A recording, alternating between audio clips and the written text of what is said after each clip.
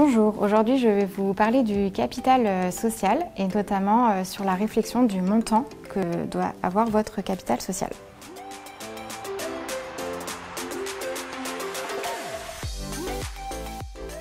Le capital social, c'est un élément obligatoire pour votre société. En effet, lorsque vous créez votre société, vous allez devoir déposer des fonds sur un compte bancaire qui seront bloqués jusqu'à l'obtention de votre cabis.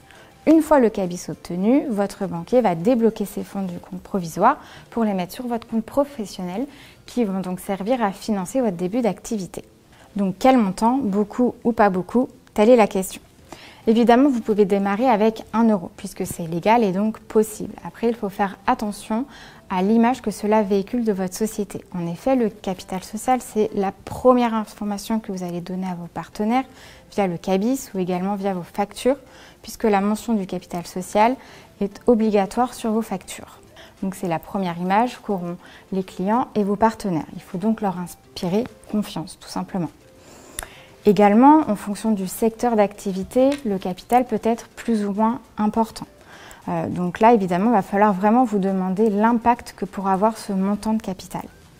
Également, autre partenaire à prendre en compte, les associés. Si vous êtes plusieurs associés, il va falloir réfléchir à différentes choses. Premièrement, que ce soit égalitaire par rapport à l'implication dans la société de chaque associé, mais également au montant possible pour chacun. Également, autre partenaire à prendre en compte, votre banque. Si vous avez besoin d'emprunter pour le début de votre activité, votre banquier peut prendre le capital comme garantie et donc demander un certain niveau de capital. Donc là, c'est pour la première partie au niveau des partenaires. Il y a évidemment une partie qui est financière, vu qu'il sert à financer vos premiers mois d'activité. Au minima, il va vous servir à financer les frais de création, mais également les premiers investissements. Ces premiers investissements, certes, peuvent être très différents. Cela peut être juste un ordinateur si on est consultant, ou bien ça peut être un stock initial, ou même des machines de production. Donc là, forcément, avec un montant beaucoup plus important.